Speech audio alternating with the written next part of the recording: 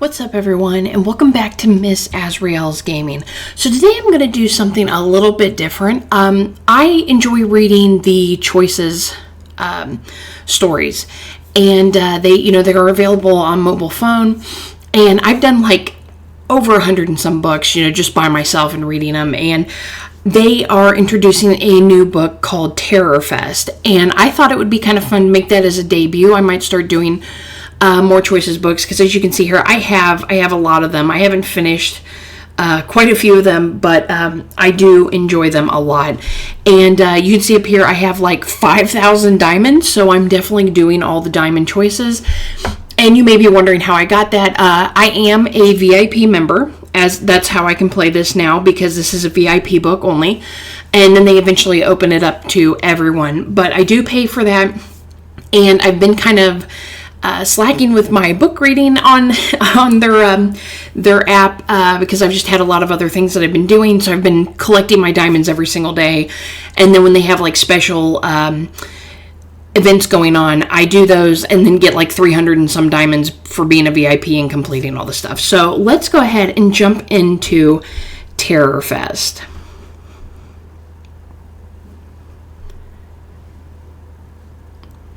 I'm digging this whole look too. This looks very, very creepy. It's been a while since they've done like a true horror game as well. So I've been really looking forward to it. Okay, so it says, content warning, this book frequently depicts intense violence and gore. Oh, we're continuing. On an island off the coast of New England, in the quiet of the night,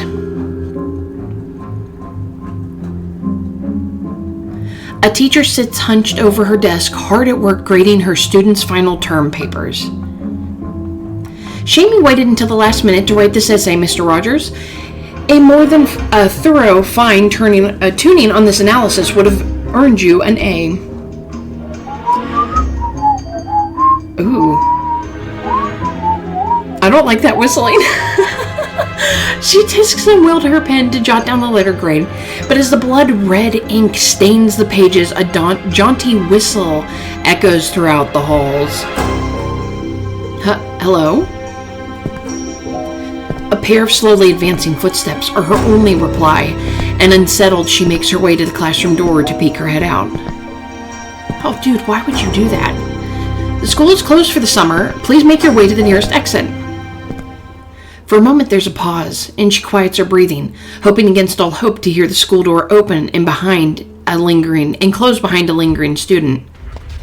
But instead the footsteps resume, this time at a run. Without thinking, the teacher takes off down the hallway. Oh God, oh God, oh God. Why wouldn't she just lock herself in her classroom?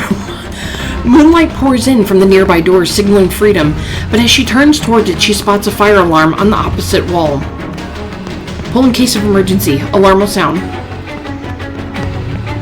In this book, some choices will seal your fate or the fates of those around you. Take care. You never know when these choices will come back to haunt you. What should I do? Pull the alarm or run away? Oh my God. They're going to do this to me. Okay, we're going to pull the alarm. I mean, it shouldn't really slow her down. She could just run and do it, so... Pivotal choice mate. A fate has been sealed, so that could have been a bad thing to do. As the footsteps grow closer, she turns her back on the escape route and sprints towards the alarm. Help! Help! I need help! She yanks down, unleashing a piercing siren, but though the wails drown out the footsteps, they do nothing to mask the feeling of someone right behind her. Slowly she turns, only to breathe a sigh of relief when she sees a familiar face in the darkness. Oh, it's just you. You had me worried. But the figure doesn't respond. Instead, they reach for a glint of hard, cold steel. Knife. Is that blood? What are you... No, no, no! As she throws up her hands, the figure falls on her, slashing the knife wildly.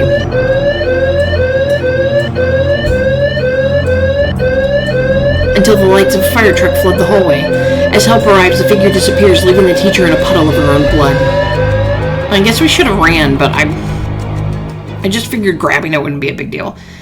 Okay, TerrorFest, Chapter 1. B, don't kill my vibe.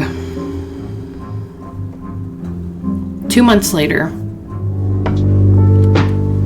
I mean, but that kind of sets up everything. She's probably going to die regardless, in my opinion. Okay, so as you step off the ferry and onto the docks of your hometown of Morlick Island, you find it hard to believe you haven't been home in years. Okay, so she, her, of course, because that's what I am. Welcome home. Before you get settled in, let's choose a look. I do like how they've kind of updated the characters a little bit more. Also, a lot more of the books, they've opened up gender choice, so you can be like a male or female character. I'm choosing female, because I usually do my character based off of what I am. Something about you seems familiar. Let's choose your face. I'm also very impressed with the faces that they've been doing a lot lately, because for a while it was like the same faces over and over again. So we're going to pick this one. Great choice. Now it's time to pick a hairstyle. Ooh, I like the brown. I like that one too. Although that's like that's not really black. That's this is a new hairstyle. This one I've seen before. I'm gonna go with this one because I like to wear stuff that stays off of the chest, especially when you have a special outfit. So we're gonna go with this one. It's called The Last One Standing. All done. What do you think? Killer. I love it. In a small town like this, everyone knows everyone. Okay, so of course my name's gonna be Azrael. Carpenter. I mean, that works. Carpenter works. We'll take it. Everything seems the same. The beautiful coastline, the autumn trees. Abandoned prison tour. Get your tickets to the Morelic Maximum Security Federal Penitentiary tour right here, folks. That's a mouthful. And the loudmouths hawking their latest tourist trap schemes. The tour guide thrusts the pamphlet into your face as he bellows, and reluctantly you take it. Tour pamphlet? What fresh hell is this? Dive deep into in the psychology of local madman Stabby Joe. Observe the cave routes he used to escape before his 7-day murder spree. At the last words, the guy jump scares a small child, sending her scuttling behind her mother's leg, and as he laughs, your stomach turns. Sensationalizing tragedy to make a quick buck? Home sweet home. Heartless home, I guess. Don't you think that's a little tacky? We're gonna go with that one. The people Stabby Joe killed were just that, people, not pawns for you to exploit for your profit and amusement. Oh, come on, I have to make a living, and TerrorFest is all in good fun. After all, it's just a week-long celebration of the murder that made our town possible. Plus fortitude. I don't know if that's a good thing. Have you ever thought that maybe a murderer shouldn't be celebrated? Okay, you boosted your fortitude score. Earn fortitude points in moments of comfort or or confidence to navigate challenges that arise. But be careful. A low fortitude score will make coping with life and death on Morelic Island increasingly difficult. For a moment, the tour guide flounders. Then recognition dawns on his face. Wait a minute. I know you. You're Azrael Carpenter. Don't you think it's rich for you, of all people, to be calling me out? After all, it was your ancestor who killed those people. Oh my God, we're related to Stabby Joe. Oh God. And once the crowd around you shirks back, all fighting to get as far away from you as possible. I'm not gonna stab you, okay? Oh my God, she's a cold-blooded killer in the making. Move, I don't want to be next to her when she snaps. All except one. As the crowd parts, giving you a wide berth, one man edges closer. Are you really related to Stabby Joe? His hand grazes your arm in bone-chilling reverence, and you quickly snatch it back. Whoa, you know what? Screw this. You turn, taking in the fearful faces of the people surrounding you, before finally landing on the guide's smug grin. Give your tours, don't give them. I don't care, I'm going home. Wait, creeper. His name's Creeper. You turn to go, and the man reaches out to touch you again, but this time, you've had enough. I should confront him or run away. I don't back down too easy, so let's go with confront. Fight Club, you decide to throw hands. I said, leave me alone. You plant both hands on the man's chest and push, shoving him to the ground.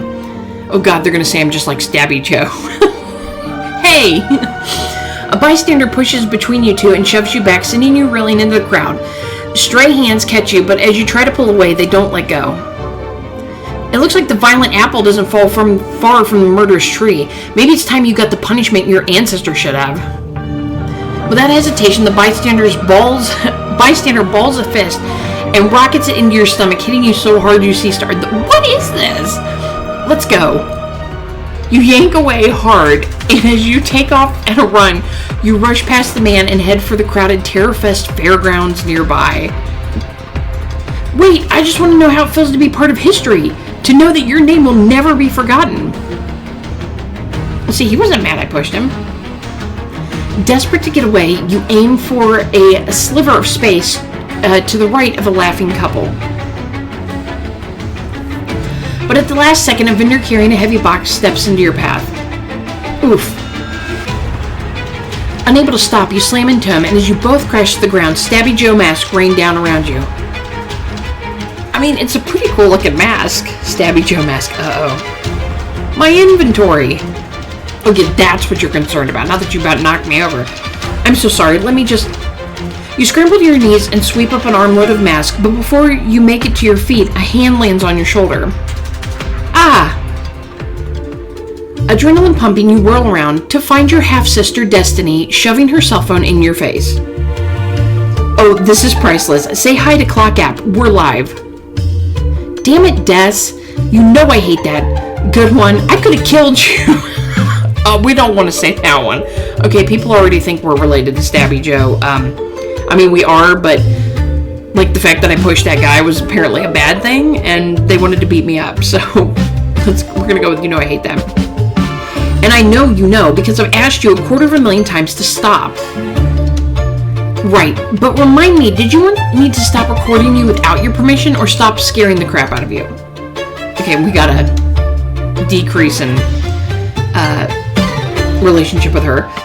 As she speaks, she zooms in on your face, hoping to catch every bit of your abject humiliation on video, and you swat the phone away. Both. Destiny films while you pick up the remaining mask, and as you grab your bag and head for home, you scan the crowd. Let's hurry up and get out of here. There's a weird guy stalking me, and I'd rather he not know where I sleep at night. Would you relax? He was probably just some drunk tourist celebrating TerrorFest. If we're smart, we'd follow his lead and throw a rager. Back at the estate. Yeah, right. Like I would ever be caught dead getting drunk off my ass in celebration of a murderer. Oh, please. You routinely kill the vibe and people still celebrate you. She leads you down a side street away from the chaos of the TerrorFest route. Besides, now that you're back, the gang's all here, including a certain someone you've been crushing on since high school. You mean... Alan? For a moment, your mind goes to his chiseled jawline and piercing eyes as thoughts of brushing your fingers over his rough stubble fill your head. Oh God, look at your face. I knew you were still down bad for him, you simp. I am not. I haven't even thought about Alan in forever. Sure, Jan. Whatever you say. Destiny reaches to give you a patronizing pat on the head and you slap her hand away, blood boiling. Would you drop the loving big sister act already? The version of me you knew is dead and gone, and she's not coming back.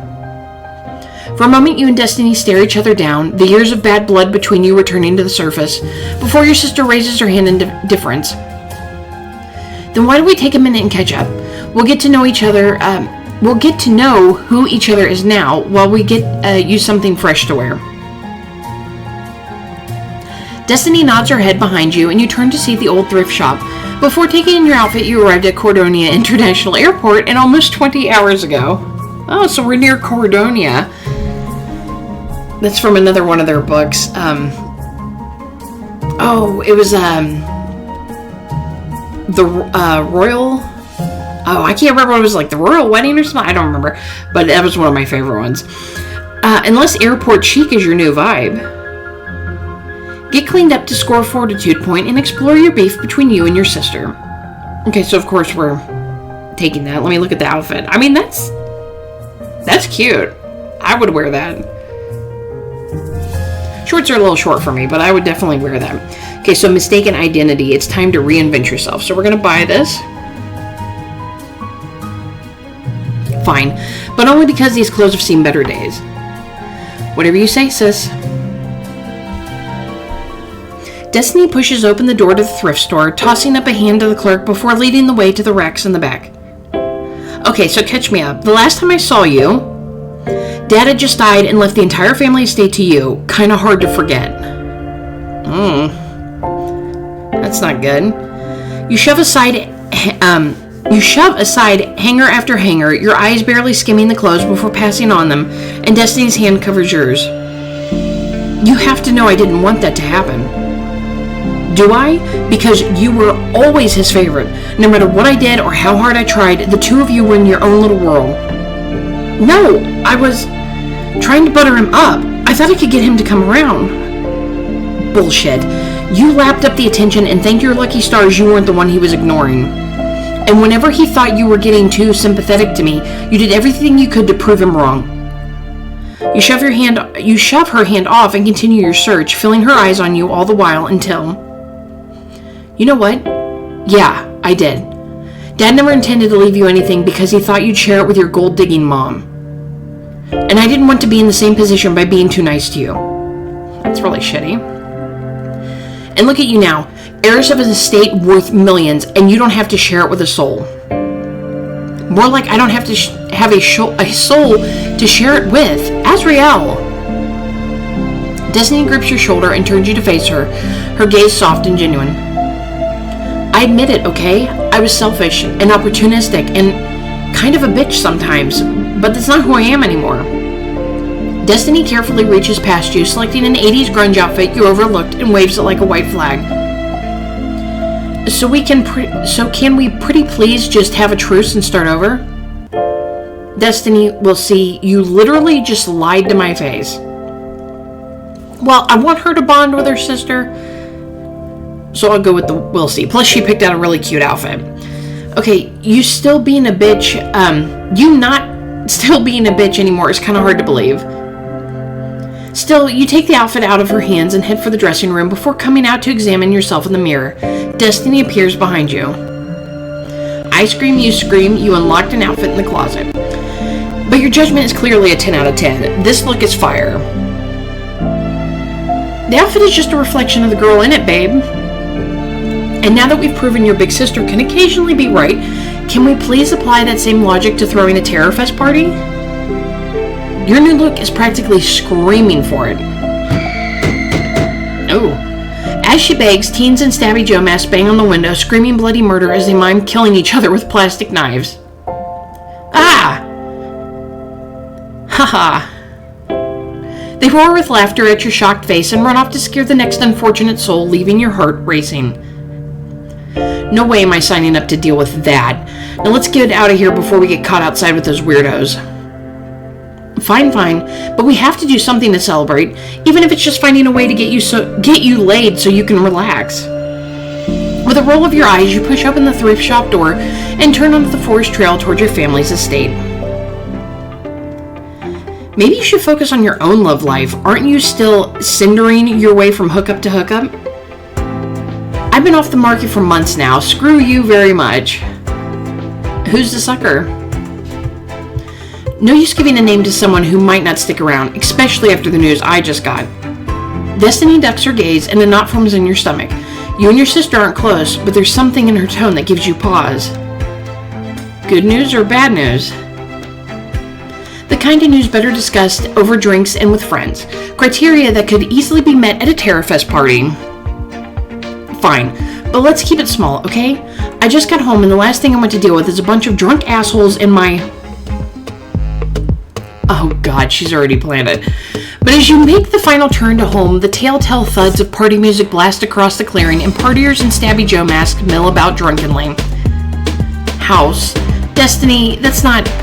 I know how you feel about celebrating TerrorFest, but it's a party, not a funeral. It's supposed to be fun. You can thank me later. Thank you.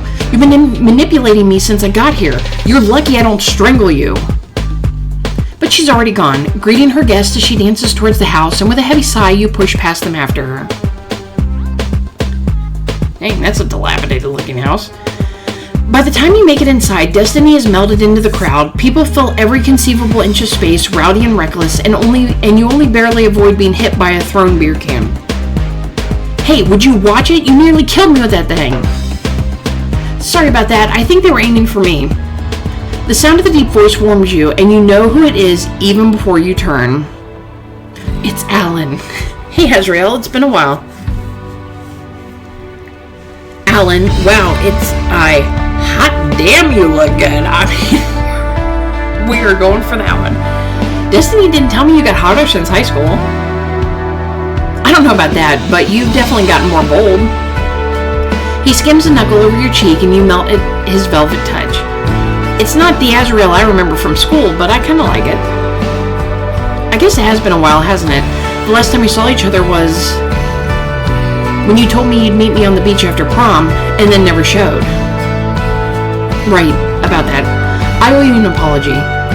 It was just so much pressure. I mean, it was already prom night, then we made special plans, and I made the mistake of telling my sister. Azrael, you don't have to explain yourself. We were young, and a physical relationship then would have been a lot. I get it. Alex fixes you with the charming smile that made you fall for him in high school, and suddenly you can't help but wonder how things would be different if you had gone that night. Thank you for understanding. There's no hard feelings, are there? You offer Alan your hand, and he takes it, before bringing it gallantly to his lips. How can I be mad when you look even more beautiful now than you did that night? Before you can say anything else, you hear Destiny shouting over the crowd. Attention everyone, gather around. It's time for the main event. You turn to find your sister climbing onto the coffee table as partygoers do as they're told. She motions for someone to hit the lights. As the room goes dark, Destiny aims her phone's flashlight at her chin.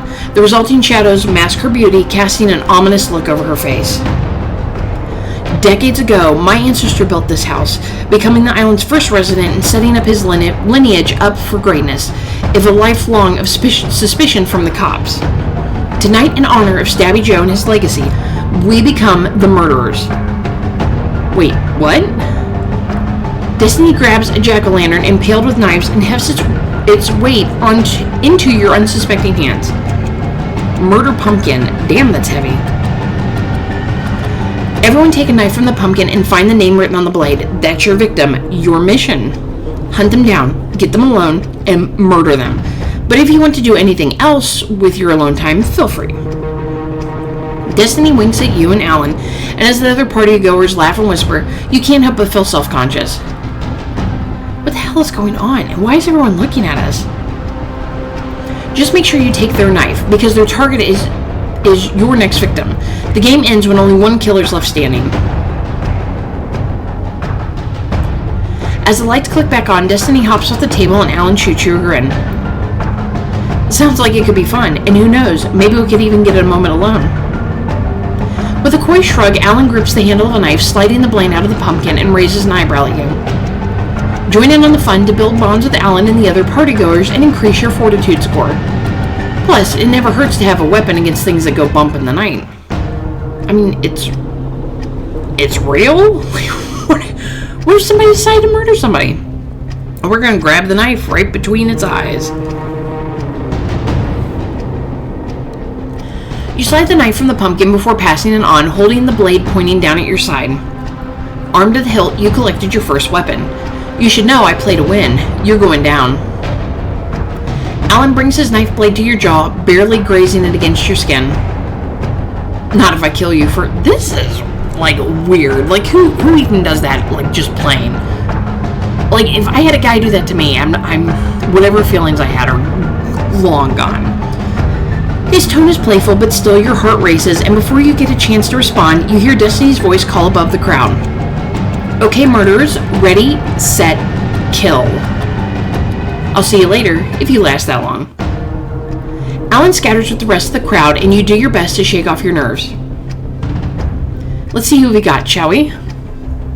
You glance at the blade and are pleasantly surprised to read a familiar name.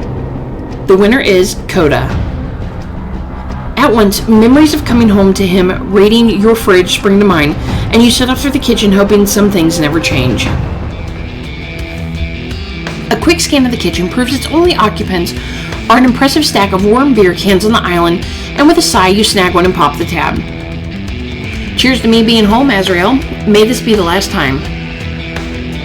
But after a single sip, a hand reaches in, swiping the can away. Oh, come on, Azrael. You're finally old enough to drink, and you go for the cheap stuff? I'm disappointed. You whirl around, already on edge, only to see the slightly more mature face of one of your sister's friends from high school. Cheap stuff, huh? NYU's made you bougie. Well, now's your chance to corrupt me. I mean, he's not bad looking. We'll flirt. I know you've been waiting years for the privilege. Coda gives you a long, slow look from head to toe.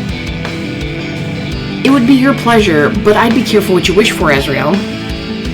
Slyly, Coda hooks a finger in one of your chains, toying with the metal, but his gaze never leaves yours. Or I might just give you an education you'll never forget. All too soon, he pulls his hand back, and as you let out a shaky breath, you do your best to appear unfazed. Can I have my beer back now? Try this instead. It's bourbon, aged in some of the finest oak. Much better than this warm swill. Coda fishes a flask out of his pocket, and you put the cool metal to your lips, bracing yourself for the liquor's burn. Bourbon sip. Besides, maybe a little courage is just what you need to finally get up the nerve to punch your V-card with Alan. Only for Coda's callousness descended down the wrong pipe completely. What are you talking about? Destiny told everyone she was throwing this party to help you hook up with Alan because you were too innocent to do it yourself. You didn't know? That my sister told everyone I know I'm pathetic? No! I've got to find Alan and tell him before someone else does. Maybe wait until the game is over? People are hooking up everywhere, and walking in on that is a lot, especially for someone so... Do not say innocent. I am not that innocent. And I'll prove it. Well, that never works out. Before he can react, you reach for the knife bearing his name hidden in your waistband. I should confidently hold the blade to Coda's neck or tremble.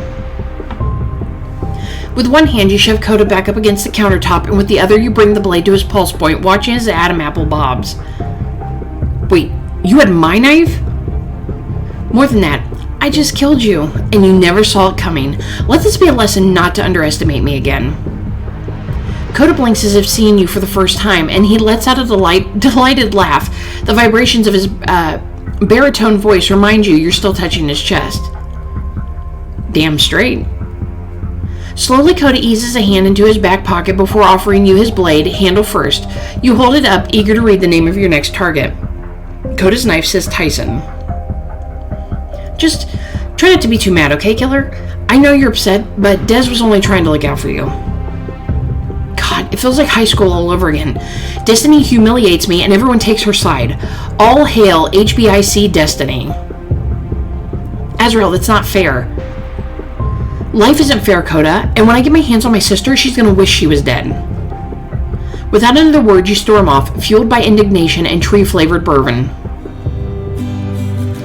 Unfortunately, Coda's assessment of the hookup landscape was spot on, and after ruining the mood for several couples who now want you dead for real, you head for the most quiet part of the house and ease open the door to the darkened library. Inside, a large, shadowy figure jumps up. Wait. Tyson, you certainly filled out. Oh my god, can I flirt with like everybody in this book? This is so new. Okay, so you scare me after that. I mean, we're gonna flirt because he's looking fine too. When you graduated high school, there were freshmen bigger than you, and now your biceps have biceps. Before you can stop yourself, your fingers curls around the swell of his arm, and his cheeks go pink as he revels in your reaction. Oh, well, I guess I do live for more than books now. I'll say, what are you doing sitting in the dark all alone?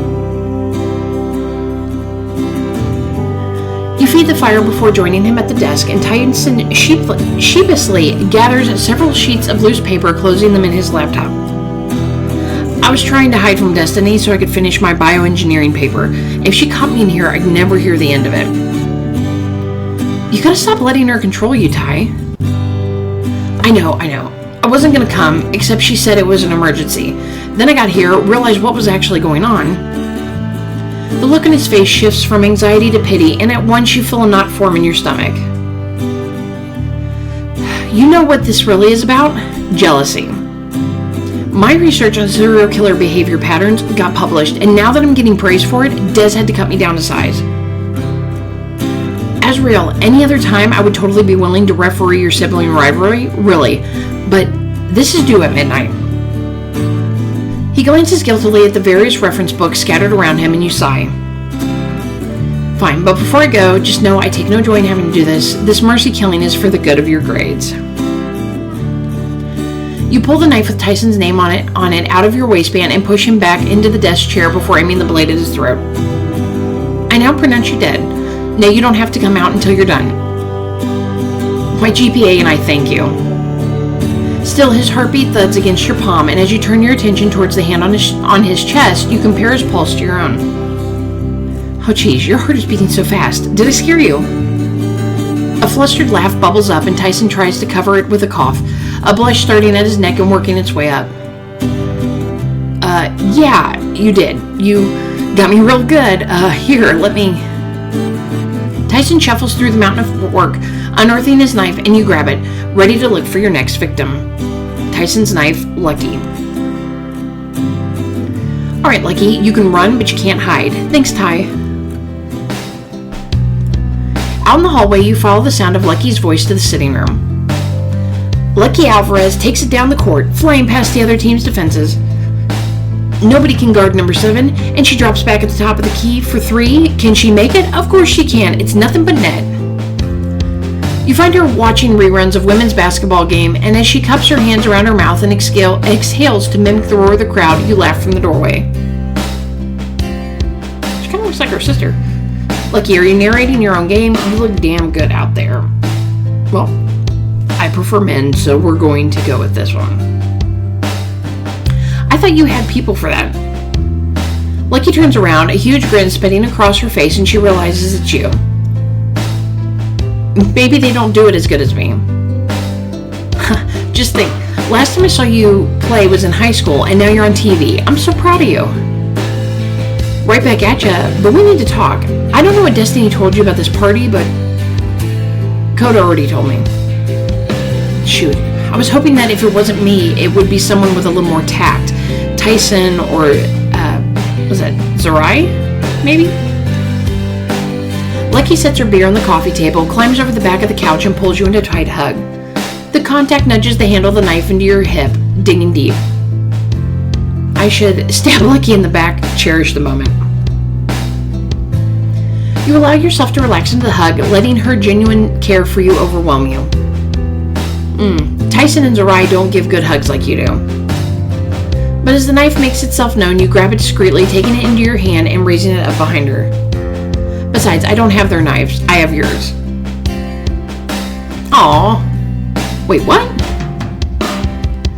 Then you drive the knife forward, giving her a strong poke between the shoulder blades at the tip. Wow, in the back? That's cold. In my defense, it is a murder. Then I guess I owe you this. Lucky sighs, and as she hands over the knife, your eyes catch on the name. Lucky's knife is Zerai. We're just beating everybody. It could be Zerair too. I'm not sure. Zerai? I don't know. We're just gonna go with that. They're here. If you weren't so consumed with planning my untimely demise, maybe you'd have picked up on that when I said it the first time. They're upstairs brooding about family drama. You should go up, actually. I'm sure they could use a listening ear. As her on-screen counterpart throws down a dunk, Lucky settles back in, and you set your sights on the nearest staircase. Sure enough, you find Zerai upstairs, leaning over the railing as they sip from a red Solo cup and stare down at the guests below. It's pretty quiet up here, but I'm glad I got you out on myself. Finally, I can hear myself think. For a while there, I was convinced my inner voice was a drunk frat boy screaming, chug, chug, chug. Why do you think I came up here? You tap Coda's flask to their cup, and together the two of you share a sip. To be honest, I was surprised to hear you were here. I mean, I figured if anyone hated Morellic Island more than I do, it would be you. True, but when your mother's the mayor, you don't get the luxury of staying away. At least I'm not here long. She'll parade me around to show she's open-minded, and then I can go back to DC. But trust me, I'm counting down the days. Zorai takes another sip, and out of the corner of your eye, you notice Alan down below sneaking after his target. As you lean over the railing to keep track of him in the crowd, Zorai turns to face you with a smile. Thanks for listening. I wish everyone could be as real as you, Azrael. Zorai, I'm always here for you. That's going to make this next part really awkward. You reach for the knife, revealing the blade, and give them a gentle poke in the side. Surprise! You're dead. For a moment, Zorai pauses, then a smile banishes the brooding temperament. God, this game is so stupid. I love it. Here. Without another thought, Zorai pulls their knife from their back pocket and hands it over. Zorai's knife, Alan. But as the metal sits heavily in your palm, the knot in your stomach tightens. Zorai raises an eyebrow. Why the face? I thought you'd be ecstatic. Des told me you've been trying to get with Alan for years. I had a thing for him in high school, chickened out of hooking up, and Destiny never let me live it down. She didn't do this for me. She did all this to humiliate me. How do I know Alan's not in on it? New text message from Spare Parts. TBT in the study, bring your ass. Before they can answer, your phone vibrates, receiving an onslaught of photos Destiny sent to the old group chat. Zorai holds up their screen to show the same. If you want to know whether your sister's got an accomplice, I say we just ask her. In your father's study, you and Zorai find Tyson, Coda, and Lucky sprawled on the leather couches. Destiny looks up from a book in her lap and waves you both in. Come sit. We broke into Daddy's fancy ports, and look what I found. Actually, Des, we need to talk. You perch on the couch, but before you can start, Destiny dumps a high school yearbook in your hands, open to a photo of an elderly teacher. Is that Mrs. Baumgartner? God, her class was so hard. I thought I'd never pass 10th grade English. I wondered why you were hardly in here, but I forgot. This is from her junior year, and you were just a wide-eyed little sophomore. She reaches to tweak your cheek, and as you swat her away, Lucky takes the book, turning to a photo of the group with the lingering awkwardly in the background. Look, this was from the day our gang was formed. And here we all are, still together 5 years later. It's almost like no time has passed at all. I wouldn't say that. Some of us have gotten more handsome. Coda's right. We've come so far, and it's only been a few years. Imagine where we'll be in life the next time we see this picture. For a moment, you're all silent, wistful. Then you grab a glass. To us, all we've done, and everything that's to come. I miss hanging out with you guys. We've all been so busy with our studies. Hell, Azrael's been halfway around the world. True, I'll be glad to get back to real life, but I wouldn't change a thing. Studying abroad was the best choice I ever made, not just professionally, but personally, too. I gotta find out who I am. If I hadn't left, you would all still just think of me as Destiny's little sister. Trust me, pretty soon you'll be begging to be introduced as my little sister. Remember how I said I had news? Daintily, Destiny clears her throat. I'm moving to LA, bitches! My socials have totally exploded this year, and one of my videos landed in front of a casting director who wants me on her show. Wow, Des, that's... But as everyone crowds around to hug Destiny, you end up pushed to the side, right where you've always been, and apparently, right where you'll always be. Great. Needing some air, you slip out to the backyard and start walking around the estate. Moments later, you feel a warmth at your side. There you are. I was hoping I'd run into you. I was thinking maybe we could... Before you say whatever it is you're about to say, I think I should go first. A group of partygoers nearby wolf whistle at you, and as they dissolve into laughter, you drag Alan further down the path. This party was thrown to embarrass me, and I don't know if you're in on it or just a pawn, but either way, I think we should just call it a night. We can do that if you want, but I really wish you'd have let me go first. If you had, I'd had something to say like, Azrael, I haven't been able to get you off my mind since freshman year. My heart nearly beat out of my chest when I saw you tonight. Alan sneaks a peek over his shoulder, then pulls you off the path towards the relative privacy of the gardener's shed. And now that there's no one around to make things awkward, I was thinking we could pick up where we left off at prom. As he pulls you close, you can't help but be aware of the knife, his knife, at your waist. With a smile, you reach for it. Looks like I'm scoring in more ways than one. My version of that night ended in betrayal. I mean, it's kind of shady what he's doing. You know, we've been gone for so long and he just wants to pick it right back up. That seems kind of shady. He probably has our knife. You angle the blade at him, poised between you, and Alan lets out a chuckle. You said you were coming for me. I'm just glad I get to return the favor. Alan. Before you can finish, he grips the back of your neck and you barely manage to sheath the knife again before he pulls you into a passionate kiss. You deepen the embrace and Alan guides your back to meet the wood worn of the shed before resting his forehead against yours. I could do this forever. What's stopping you? Oh God.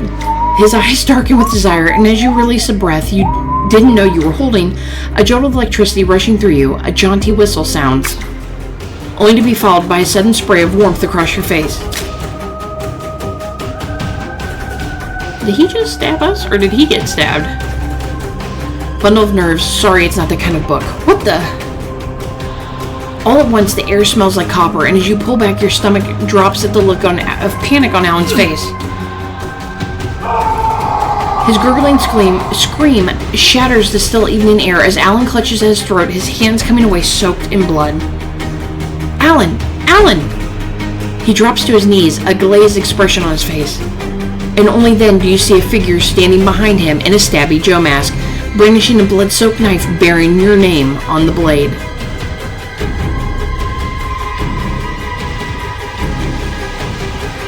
Oh, that's not cool.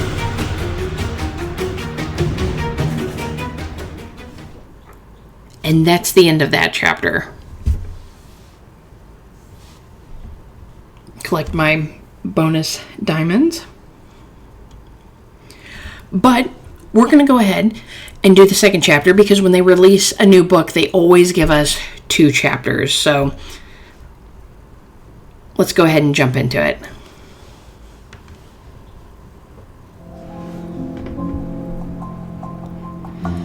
Chapter 2, At Death's Door. As the masked killer looms over you, bringing the knife down, you charge at them. 10 toes down, you chose to fight back against your adversaries. What the hell is wrong with you? You grab the killer's wrist, fighting to keep the knife away. Ugh. But despite pushing as hard as you can, the killer overpowers you, driving the tip of the knife into your shoulder with brute force. Ah! Not so tough now, are you? A voice croaks out from behind the mask, garbled and unrecognizable, and as the killer bears down, you watch the blade disappear into your shoulder, inch by agonizing inch. Ah! The killer's eyes lock onto you, reveling in your screams, and with one last surge of adrenaline, you shove at the killer's shoulder, unimpaling yourself just long enough to run. With the killer on your tail, every choice becomes a matter of life and death. Choose wisely, but don't take too long. Ugh, it's timed. You make a break for the trees, but before you can get too far, the killer grabs a hold of your hair and starts to drag you back. Game over. No! I should scratch the killer, cut the killer, rip my hair free. Cut the killer, because we still have the knife. You grab for the knife in your waistband and slash the killer's hand, cutting through the leather with ease. Let me go. Ah! They jerk away, releasing you, and as you stumble out of their reach, you glance back at the shed. I've got to get in there. It's my only chance. Without a second thought, you scramble for the shed door, hurling yourself inside. But as you yank the door shut behind you, the killer reaches their arm through the crack and slashes wildly with the blade. Throughout this book, you will find that certain backgrounds contain selectable items that will aid you in your task. Here, it's up to you to tap the item most likely to help you stave off the killer or meet your untimely death. I think that's at end, but I gotta pick. Well, we don't want the motor. Looks like a saw blade. Let's see what this is in the corner. You spot a bundle of knotted extension cords and the idea blossoms. Dad once said those cords tangle if you look at them wrong, and once they're knotted, there's no way to get them apart. I sure hope he was right. You stretch yourself across the space using your knife to extend your reach, and cut the tangled cords before pulling with all your strength. In seconds, you have them wrapped around the doorknob, looping them in on themselves, and to your relief, they hold as the killer wrangles the handle. You think this is going to hold me? Seems to be doing a good job so far. You allow yourself a moment to take a deep breath. That is until the killer starts ramming their body against the door. Not for long. It's only a matter of time until they break through. I need to be gone by then. Frantically, you look around for some way to disappear.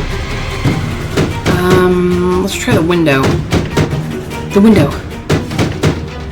Behind you, the door starts to splinter, and you run for the small window in the far side of the room, using the shelves mounted along the wall as a ladder. When I get in there, I'm going to kill you for this. Let's hope this thing can hold me up. You brace one knee against the windowsill and tug the window open. The moment you duck your head through, you hear the door give way. But your feet are already hitting the ground outside. You tear across the grounds towards the house, screaming as loud as you can. Help! Someone help me! But the closer you get, the louder the music gets, drowning out your voice and every other sound. They can't hear me, and now I can't hear the killer anymore either. I wonder if they're still back there. I should see if they're following me, focus, or fall. Probably focus. A safe bet you didn't check for the crazed murderer. Proud of you. You know what? Probably safer I just assume they're back there. You focus on the ground ahead of you and notice 3 tree roots poking through the lawn up ahead. You sail over them neatly. Behind you, you hear a muffled thud, followed by a string of curses. You idiot. Damn it. Minding your own business? 1. Killer? None. Now, let's keep it that way. You sprint forward, your lungs aching with every step. Almost there.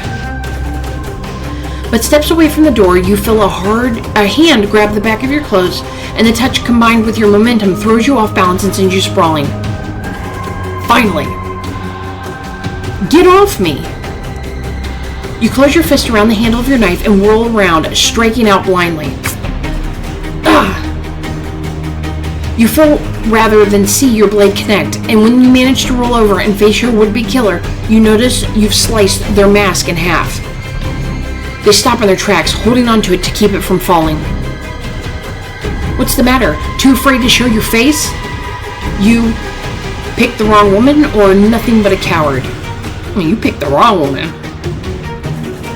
Nothing about my death is going to be easy for you, so I suggest you give me everything you've got. I've had enough of this. Time to die. The killer lunges for you, and you fight back, putting every ounce of your strength into your resistance. Help! Zaire, Tyson, Lucky, anyone! Shut up. The killer closes a hand around your throat, cutting off your oxygen, and as you claw at their grasp, they slam your head against the ground. I got 2 injuries now. With every blow, your vision gets blurrier, and the killer gets more crazed, slamming your head with so much force you feel yourself slipping out of consciousness. I can't believe this is how it ends. Just before you slip away, the last thing you hear is the sound of the door opening and someone calling your name out into the night. Saved by the bell, you're not done here yet. Azrael? Before the darkness takes you. Damn. A long time ago, outside a home that looks like yours, a prison guard approaches the house with caution. Breathe, Tommy. You're just here to collect a felon. You deal with felons every day. The guard turns in a slow circle, his eyes darting back and forth, until a voice booms out. Looking for me? Suddenly, a crazed man holding a knife leaps down from a window on the 2nd story. Boo. Dude, our ancestor is scary looking. As the crazed man steps forward, the guard holds up a hand. Stop! By order of the warden, you are to return to prison. Before the guard can even finish, the crazed man, Stabby Joe himself, tackles the guard to the ground, peering deep into his soul as he pins him down. How about no? Stabby Joe raises his blood-soaked knife, the knife he'd already claimed countless other lives with, and the guard trembles. Please, no. Ah! The screams bring you back to your senses, and when you wake up with a start, only to find yourself lying on the sitting room couch. I think I need to go to the hospital. My head's been slammed on the floor and I've been stabbed. On the TV, the infamous horror movie, The Legend of Stabby Joe plays, and you recognize the screams that woke you. The movie reminds me of something. Must have influenced my... Oh, so... Wait, what part was I dreaming? The movie reminds me of something must have influenced my dream. It all felt so real, so important. You try to remember, but every attempt just leaves your thoughts more scrambled, and a searing pain shoots through you as you try to sit up. Ow. It's about time you woke up. A shadow appears above you, and you fight hard to get your vision to focus until you realize it's Lucky. You scared the crap out of me. What happened? First things first, drink this. She helps ease you into a sitting position before handing you the full glass of water she's already on the coffee table. You can't help but smile. You know you don't have to do all this, right? I just feel a little off. No big deal. Maybe not. That's for me to decide. Lucky reaches forward, gently taking your head in her hands. As her fingers massage your temples, you let out a content sigh. I should lean in her touch, ask what she's looking for. I love a massage as much as the next girl, but what exactly are you expecting to find? Palpitating can reveal a lot of things that aren't apparent to the eye. Breaks, tender spots, swelling. So in other words, you have no idea. I'll know it when I see it, smartass. Lucky's fingers travel past your hairline, poking and prodding at the ridges of your skull. I like Lucky. So, Dr. Alvarez, give it to me straight. How long do I have? Lucky for you, I don't think you're dying, but I do think you may have a concussion, so I just want to try one more thing. Her hands tease down the back of your head slowly, working towards your neck and shoulders. With my last concussion, my neck was really sore. I'm telling you, I feel fine. But as soon as the words are out of your mouth, she finds a tender spot at the nape of your neck. The pain nearly splits your head in two, making your vision blurry. And as her hands travel further, they run across your shoulder, prompting a throbbing and a rush of heat. Ah! You've been injured.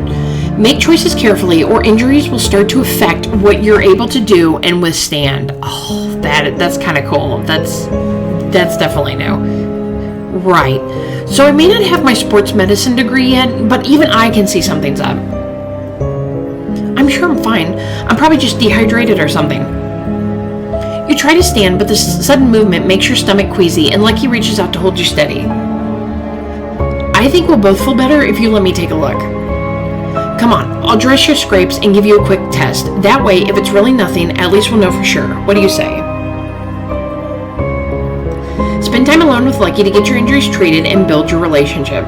Well, I mean, it's a good idea, so my head is killing me.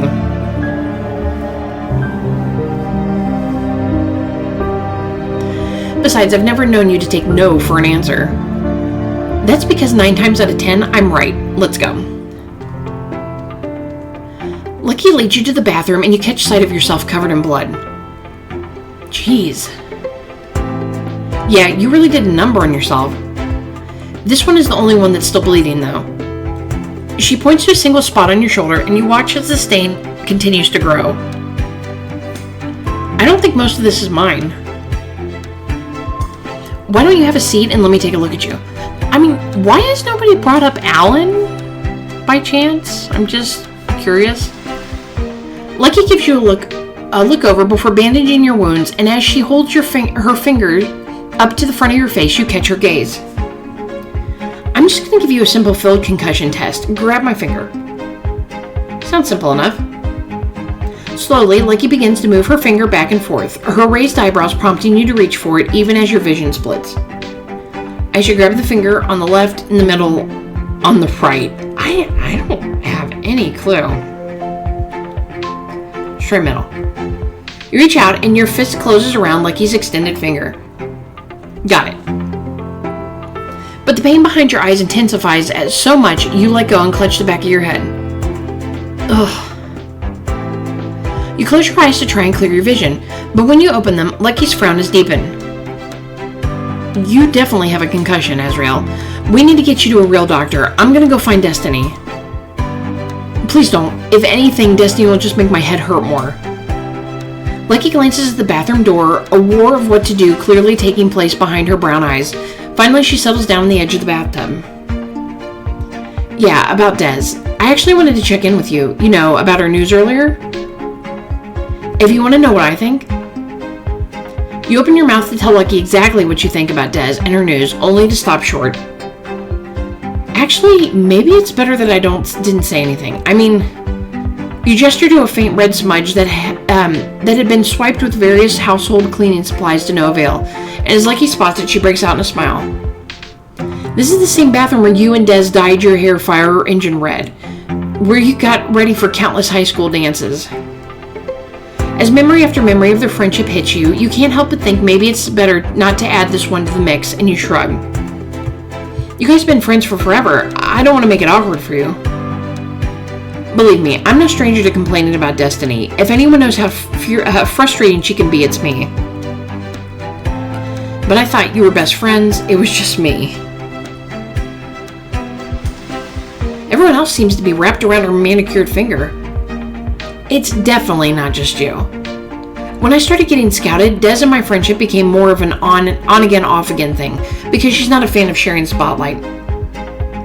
Wow, I didn't know that. Why do you think I've been checking in with you since high school?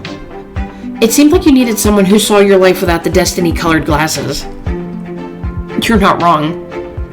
It's just so frustrating when everyone seems to see her as this perfect ray of sunshine.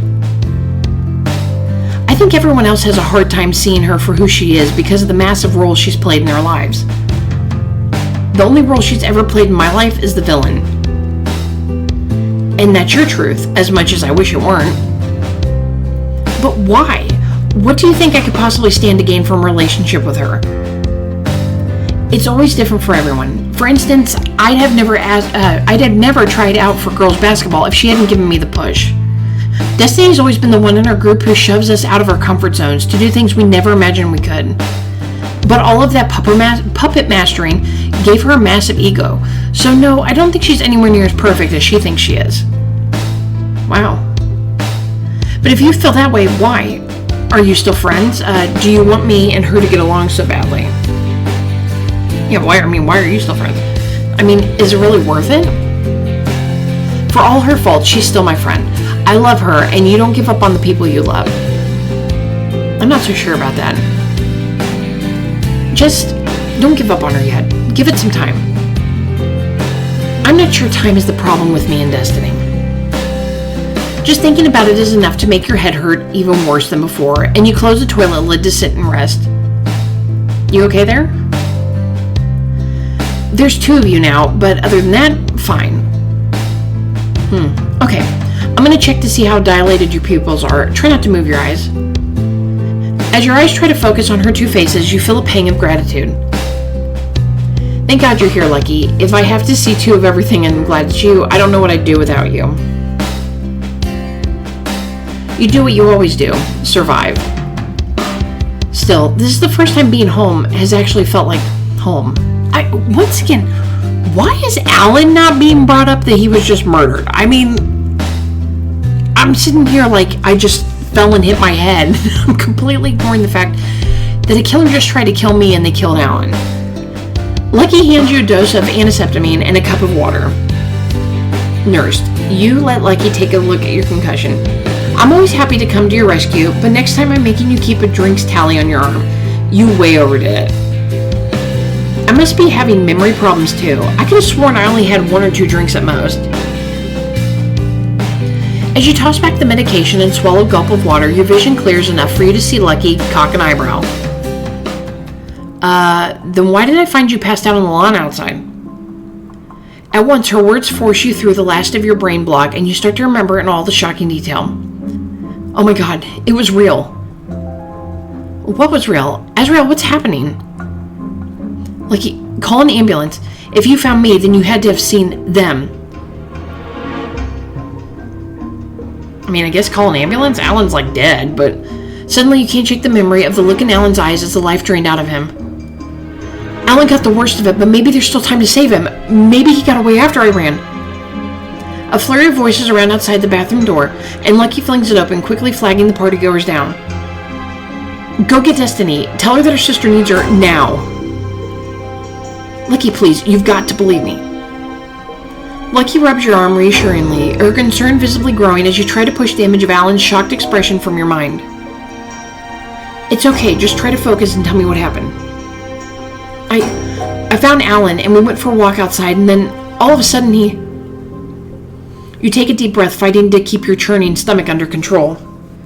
Someone came up behind him and slit his throat. They chased me and... There you are. What the hell is going on with you? You turn to see Destiny charge through the door with Coda, Zaire, and Tyson filing in behind her. Des, maybe we don't need to come in so hot. F that. She rolls around on you with murder in her eyes. You totally ran off after I told everyone about LA, and now you're rambling about someone getting stabbed? Alan wasn't stabbed, he was slashed, wide open. Big whoop, why don't you just save everyone some time and beg for attention, since it's so obvious you're jealous? I'm jealous? Destiny, a man is dead. You're the one who got all the clout chasing Jeans. A man is dead. How could you possibly be thinking about something so shallow? Besides, look at me. You gesture to the splatters of blood staining your clothes. Why am I covered in blood if nothing happened? Whoa, guys, come on, it's a party. Yeah, let's take a step back. Lucky puts a protective hand on your shoulder, and the rest of your friends move further into the room, ready to step in. Who do I look for help? Oh, I'm picking Ty. Quickly, you turn to Tyson. Ty, you're the smartest guy I know. Look at this situation logically. Tyson leans in closer, studying the blood on your shirt. Guys, something definitely happened. This is real blood on her clothes. Shakily, you get to your feet, pushing past your friends towards the door. Believe me or not, there's only one way to find out for sure. Follow me.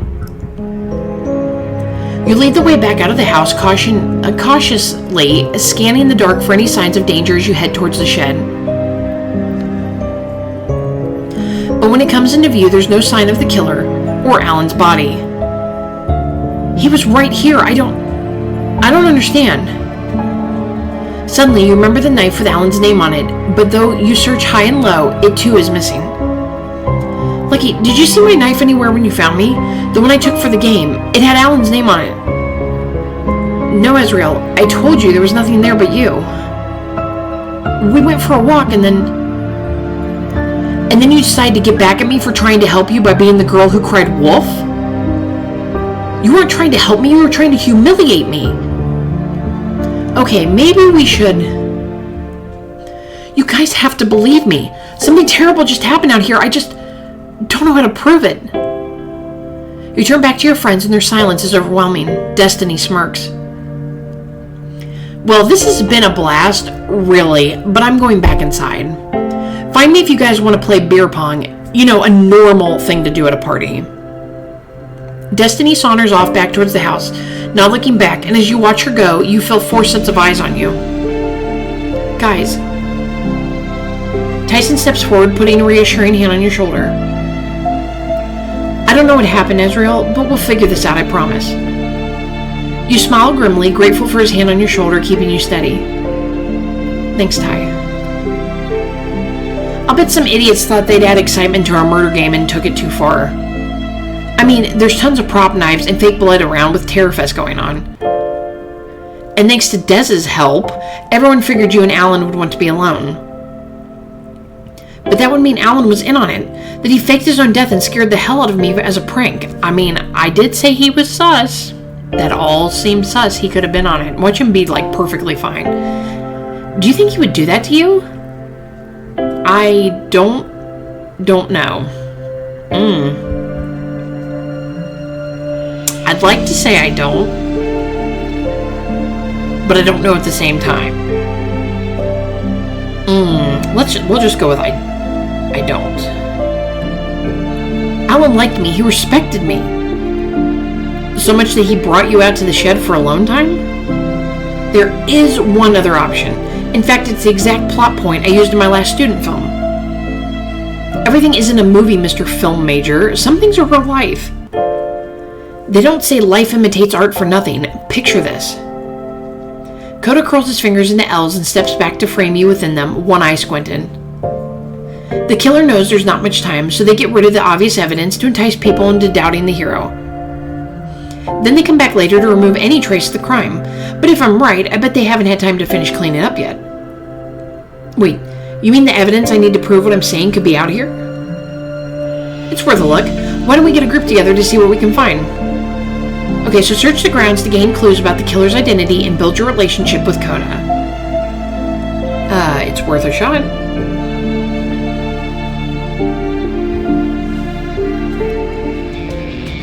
We'll cover more ground if we split up. Zaire, Lucky, Ty, why don't you guys search around here for any fake blood or footprints, and Coda and I will try and find out what direction they went. You got it, Azrael. As the rest of the group heads off to start inspecting the ground around the shed with their phone flashlights, Coda brings you back to where it all began. Okay, walk me through what happened out here. My memories are still a little fuzzy, but I'll try. Carefully, you try to walk back through the night, and to your surprise, your memories flow easier, the pain dulling. I left you guys in the study, and Alan met me out here. People saw us together while I was trying to give him the brush off, and they started being jerks. I didn't feel like dealing with them, so we headed to the shed. And then, I should focus on Alan, the killer. Well, I mean, I don't know what the killer was doing, but we know what Alan was doing, so I guess we'd focus on Alan. You warm at the thought of Alan pressed against you and ducked Coda's gaze. We may have fooled around a little. Oh, wow. You were actually going to go all the way with him, huh? Don't start with that innocent bullshit again. No, I'm just surprised is all. You noticed a hardened set to Coda's mouth that wasn't there before, but before you can read too much into it, Coda clears his throat. You're sounding jealous. Keep going, I'm listening. Next thing I knew, I had his blood all over me. Then the killer chased me, knocked me down, choked me. Panic bubbles up inside you as you think about it. But who were they, Azrael? What did they look like? That's just it. The coward dressed up like Stabby Joe, of all people. Mask and all. I never saw their face. Damn, that's kind of perfect. No one would think twice about a Stabby Joe look-alike during TerrorFest. I just don't understand why someone would do this. Maybe they wanted to send you a message. That's fast, don't you think? A possibility. I mean, could be. After all, there were times during the chase when it seemed like... You think back to the way the killer stalked you, their distorted voice almost gleeful. Coda reaches out to touch your shoulder, bringing you back. Right there. You hesitated. What were you thinking about? I was just thinking that if the killer wanted me dead, they had plenty of opportunities that they didn't take advantage of. They killed Alan without a second thought, but it's almost as if they were trying to toy with me. If you ask me, it's almost like they wanted to take something from you. I don't know. I mean, nothing was stolen. No, I mean... Azrael, I wish you could have seen the way your face lit up when you were talking about your time with Alan. I'm sure you were twice as happy in the moment. And you think the killer waited to strike until Alan and I were having an intimate moment? For the most impact? To steal your happiness. It's a control tactic. If they can take something like that away from you, they can control how you feel, and then how you respond to different circumstances. So they've been emotionally manipulating me since before I even stepped on the island. How am I supposed to counter that? Easy. Take it back. Coda holds up a hand to guide you towards the opening of your family's garden maze. So the fate of my recovery from this massive violation lies in squeezing myself into the claustrophobic nature hallway. Only one way to find out. You take a deep breath and step in. Even though you know the footsteps behind you are Coda's, you can't help the uptick in your heart rate. Coda, I'm freaking out. Take a deep breath, in through your nose like you're smelling the flowers around you, out through your mouth like you're blowing out candles. You follow his directions and you feel yourself start to calm. You shoot a smile over your shoulder. Wow, how did you know this stuff? I may have added a psych minor last semester to help me capture what it is to be human in my films. The essence of humanity is what drives us and makes us do the things we do. The better I understand it, the better my movies. Alright, Mr. Shrink, pop quiz time. I want you to psychoanalyze me and tell me all about what makes you tick. Let's have him psychoanalyze us. And don't have back. Read me for filth. Read me for filth? Did I read that right? Just remember, you asked for it. Coda gives you a long, lingering look up and down as he studies you. Then, you're completely riddled with daddy issues. The way he pitted you and Destiny against each other has fundamentally altered your relationship, and I don't know if it can be undone. But on the bright side, it's a classic for a reason, so you're in good company. Damn, NYU's got one hell of a psych department. More like I've known you forever, so it wasn't a real challenge. Before you can reply, something in the bushes catches your eye, and you bend down to grab it until you realize what it is. The killer's cracked mask. Oh my god. Coda crouches next to you, retrieving the mask from under the bush, and as he holds it up to the light, you feel fear grip you. What's done in the dark? You spend time with Coda looking for evidence. It was real. Suddenly, it's like you're right back in that terrifying moment, the killer's weight bearing down on you. The gloved hand tightening around your throat, the taste of blood filling your mouth. Azrael, are you okay? I'm gonna be sick.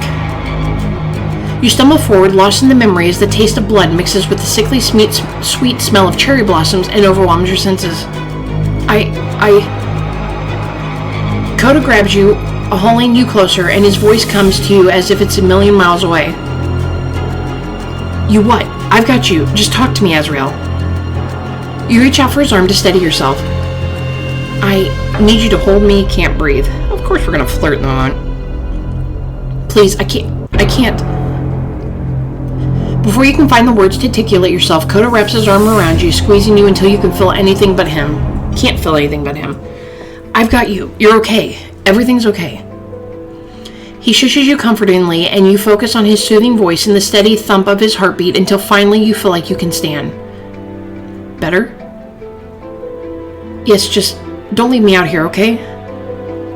Trust me, the only place I'm going is to wring this so-called killer's neck. No prank is worth this. It wasn't a prank, Coda. I'm telling you, it actually happened. And if you don't think it did, why are we out here? Because I thought we'd find proof this whole thing was a sham. Instead, all we found is trauma, so I'm calling it. I know how much this hurts, Azrael, but Alan is probably somewhere having a shot and laughing about this whole thing. No one died. Everything is just fine. Suddenly, a blood-curdling scream cuts through the noise of the party in the distance. It came from inside the house. Come on. Uh-oh. They're gonna find him. You and the others run back inside, coming to a screeching halt behind Destiny's stunned frame. Oh. My holy effing goodness! There in the center of the room is Alan's mutilated body splayed out on the coffee table. Above it, a message written in blood hangs from a banner. Welcome home. Oh my god. As you watch, Alan's head lolls back, overextended from the gash in his throat. Your stomach heaves. I should focus on the rumbling in my stomach, keeping my food down, the smell of blood in the air. Oh, we want to keep our food down. Come on, Azrael. Don't look at him. Don't smell him. You've got to keep it together. You look at the floor and concentrate on your breathing until your stomach settles. What's all that? Oh my god! More screams sound around you as other partygoers come to see what's wrong, and somewhere in the back of your mind, you feel hands clamp around your arms. You're dragged to your feet and guided from the room into your father's study. As Destiny closes the door, you hear a panicked voice. Please, send the police and an ambulance. Someone's been murdered. Then the chaos outside is swiftly blocked out by the heavy wooden door. Okay. We have to come up with a plan. I don't think... What do you mean, plan? The only plan is to stay here and wait for the police. I'm a Zaire. The cops should fix this, right? Of course not. The cops never fix anything, but we can't not call them. Zaire's right. I think... To be fair, it doesn't matter what we do. In horror movies, there's always some unstoppable force making the characters face their fate.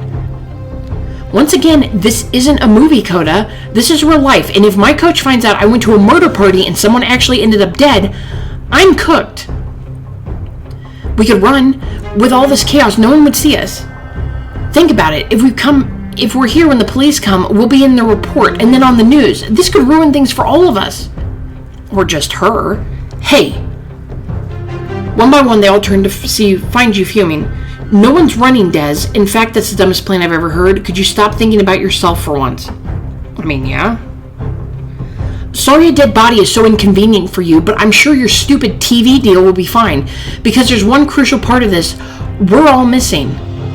None of us killed Alan, so we don't have to do anything but wait for the cops to figure out who did, okay? You look around the circle and the rest of the gang nods in agreement. Okay, so let's get back out there and make sure everyone else is alright. As you re-emerge into the living room, you're relieved to find the cops already there, interviewing partygoers and examining the body. Detective, I found something. The officer removes a knife from a deep wound, and all at once your stomach drops as you recognize it. Azrael, isn't that... Oh God.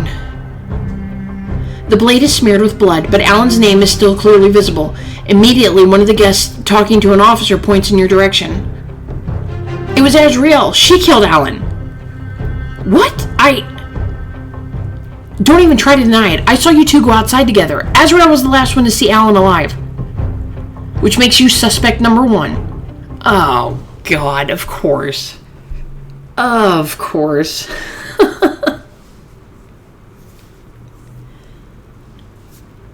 Like my diamonds. Alright, everyone, I am going to go ahead and end it there. I hope you enjoyed the first two chapters of TerrorFest. So the next one is called Assassination of Character. It says, you're sure you've been framed, but could the culprit be closer to home than you think? I'm kind of leaning towards it's our sister. From the sheer fact of how she acts, and if she used to treat us really badly when our father was around, I don't see why she would stop now. But let me know down in the comments what you think. Who do you think the murder could be at this point? You're not sure because there's not enough clues yet. It is just into the second chapter. But I think her sister's going to be involved in this. But the chapters do release every Friday because they came out starting today. On the 26th. So I am going to release the chapters, try to at least do it every Friday.